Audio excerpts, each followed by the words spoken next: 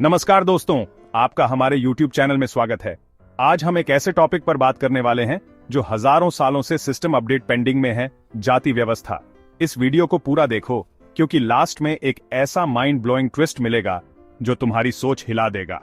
तो बैठ जाओ, चाय पकड़ लो और मेमे स्टाइल में समझते हैं कि यह सिस्टम आया कहां से, कैसे बड़ा हुआ और अभी तक क्यों टिका हुआ है। बहुत साल पहले जब इंटरनेट नहीं था, राजा महाराजा घोड़ों पर चलते थे और फोन कहां है पूछने पर लोग कबूतर पकड़कर देते थे।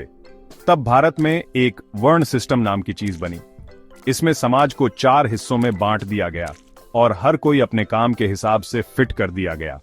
पहला, ब्राह्मण पढ़ाई लिखाई, ज्ञान और पूजा पाठ के जिम्मेदार, बेसिकली तब के IAS on of the times. दूसरा, क्षत्रिय, लड़ाई झगड़ा, युद्ध और रक्षा, तब के एवेंजर्स। तीसरा, वैश्य, बिजनेस, व्यापार और पैसा, तब के शार्क टैंक इंडिया वाले। चौथा, शूद्र, श्रमिक, मजदूर और सेवा कार्य, तब के हार्डवर्किंग इंजीनियर्स। पहले यह सब काम के आधार पर था, यानी अगर तू मेहनत करे तो ऊंचा जा सकता था और अगर आलसी हुआ तो नीचे गिर सकता था। लेकिन फिर क्या हुआ? समाज ने कहा नहीं, अब यह जन्म से तय होगा। मतलब अगर ब्राह्मण के घर पैदा हुआ तो VIP पास, अगर शूद्र के घर हुआ तो लाइफ बैड लक में फंसी हुई।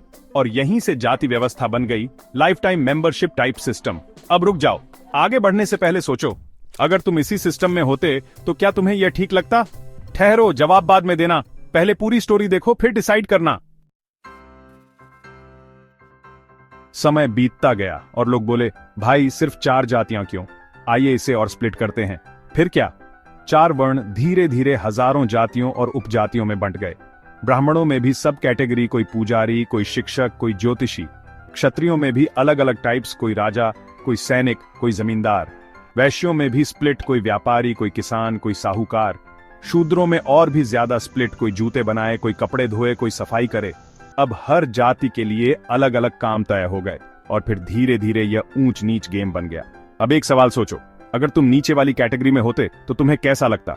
रुक जाओ, वीडियो छोड़कर मत जाओ, आगे और मजेदार चीजें आने वाली हैं। अब जाति ने सोसाइटी में एक्सेस कार्ड सिस्टम बना दिया। Upper caste equal sign VIP entry, powerful life, मंदिर में फ्री पास, एजुकेशन में no problem. Lower caste equal sign no entry, शिक्षा से बाहर, मंदिर में घुसने की मनाही, अलग कुएं से पानी, सोशल डिस्क्रिमिनेशन। अरे ये नीची जाति का है, इसे मंदिर में मत घुसने दो, इन्हें स्कूल में पढ़ने क्यों देना, ये हमारे बराबर कैसे बैठ सकते हैं। इकोनॉमिक डिस्क्रिमिनेशन, ऊंची जाति वालों के पास जमीन, पैसा और ताकत, नीची जातियों को बस मेहनत करनी पड़ी और कोई ग्रोथ नहीं मिली। रिलीजियस डिस्क्रिमिनेशन, तू हमारी जाति से नहीं है भाई, तेरे लिए अलग कुआं, अलग मंदिर। अब सोचो, क्या यही सही है? वीडियो स्किप मत करो, अब असली ट्विस्ट आ रहा है। अब जाति सिर्फ सोसाइटी में नहीं थी, पॉलिटिक्स में भी घुस गई। पार्टी वाले बोले, अब इसे अपने फायदे के लिए यूज करते हैं।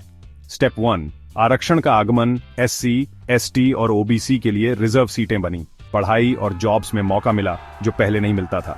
स्टेप 2, मंडल कमीशन 1990 आया, OBC को भी आरक्षण मिल गया। फिर क्या? ऊंची जाति वालों को बुरा लग गया, हमारा हक क्यों छीना। स्टेप 3, जाति बेस्ड राजनीति का जलवा।